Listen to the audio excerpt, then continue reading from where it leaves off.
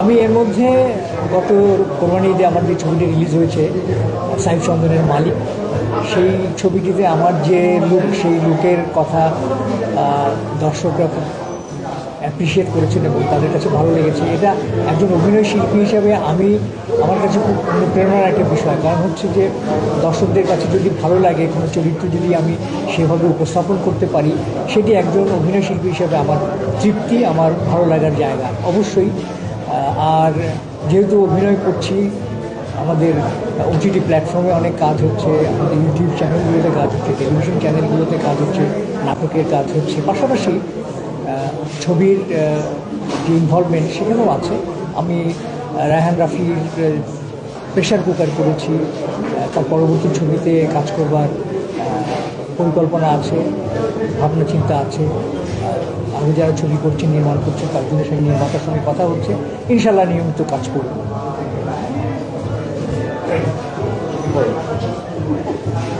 হ্যাঁ, বলছি কয়েকদিন আগে বাবা দিবসে আপনার কাজ গেল বাবার ডায়েরি আসলে প্রশংসিত হয়েছে কাজটি, স্পেশালি আপনি মুগ্ধ আসলে কাছ থেকে সেইটাই একটু জানতে চাই। সঙ্গে আবার আসলে নিঃস্বার্থ এই জায়গায় সবকিছু মিলে যদি জানাতে হবে।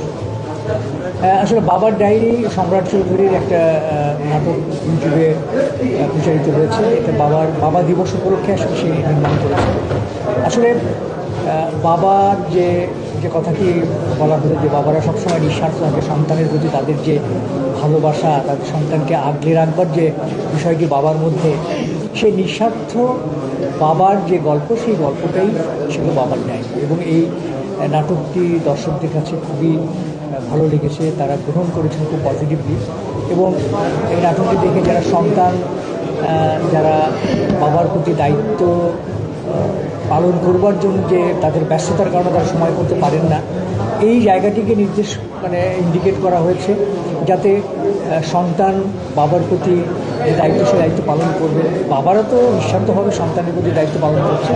এই বক্তব্যটা আসলে এখানে আছে। তাই মনে করি যে আমাদের যে সোসাইটি, যে সমাজ, সেই সমাজে বাবা এবং সন্তান বা পরিবারের যে একটা বন্ডিং, সেই বন্ডিংয়ের জায়গাটা একটু চমৎকারভাবে ইন্ডিকেট করেছে নাটকটি। আমি মনে করি যে এই ধরনের নাটক হওয়া উচিত।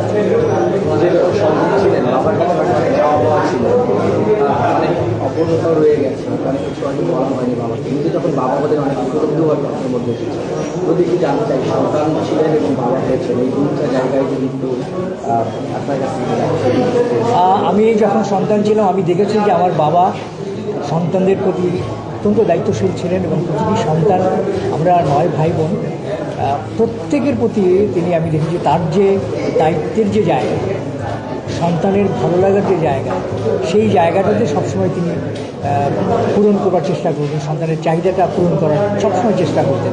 আমার মধ্যে কোনো ডিসস্যাটিসফ্যাকশন ছিল না বাবার দিক থেকে। বাবার কাছে আমার যে চাহিদা, কোনো কিছু চেয়ে আমি পাইনি, সেটা কিন্তু হয়নি। আমি অনেক সময় দেখা গেছে যে সাইকেলের আমি আবদার করেছি বাবার কাছে, হয়তো 2 দিন পরে তিনি আমাকে সেই আবদারটা পূরণ করেছেন।